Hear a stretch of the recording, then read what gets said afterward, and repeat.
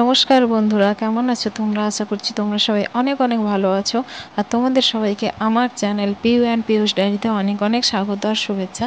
তো ভিডিও স্টার্টিংয়ে কয়েকটা ক্লিপ দেখেই তোমরা হয়তো বুঝতেই পারছো আমরা দীঘায় এসেছি।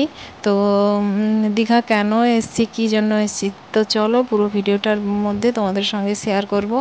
এই দেখো সকাল সকাল আজকের হলো সানডে, তো সকাল সকাল একদম বেরিয়ে পড়েছি। তবুও আমরা 8:30টায় বেরিয়েছি, কারণ এখানে আমরা বাজকুলে ট্রেন ধরবো 9:30টায়। তাই জন্য এই পিহুকে দেখো একেবারেই রেডি হয়ে গেছে আর খুব আনন্দে আছে।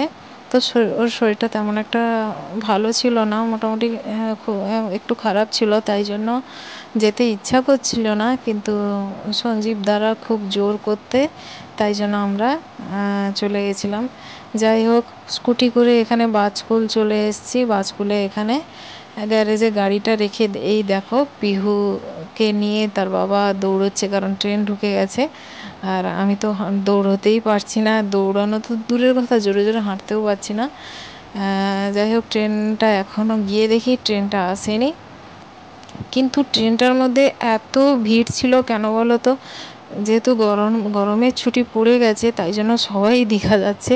ট্রেনটায় মানে যাকে জিজ্ঞাসা করছি, এই যে দেখো, এই হলো সঞ্জীবদা তার ছোটো মেয়েকে নিয়ে বসে আছে, আর এ হলো বড় মেয়ে। আর ট্রেনের মধ্যে যারা সিটে বসে আছে, যাকেই জিজ্ঞাসা করছি যে কোথায় যাবার, সবাই দীঘা। আর তোমরা একটু পরেই দেখতে পাবে, এই যে এটা হচ্ছে দীঘা স্টেশন। এত ভিড়, এত পরিমাণে ভিড় ছিল ভাবতেও পারবে না। এক তো গরমের ছুটি চলছিল, প্লাস রবিবারও ছিল, তাই জন্য প্রচণ্ড ভিড়। তবে আমরা যেদিন যাই সেদিন হালকা মেঘলা ছিল, অতটাও রোদের তাপ ছিল না। যাই হোক, ওরা তো তবুও কিছু না কিছু খেয়ে এসছে, আমি সকাল থেকে কিচ্ছুই খাইনি, প্রচণ্ড খিদে পেয়ে যাচ্ছিল।